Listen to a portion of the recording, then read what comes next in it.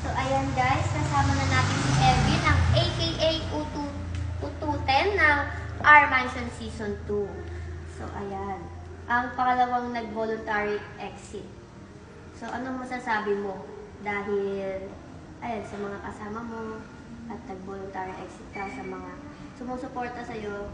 Maraming salamat po, lalong-lalo na po kay Ate Rosmar at sa mga followers po. Tapos sa mga nakasuporta po sa akin din sa labas.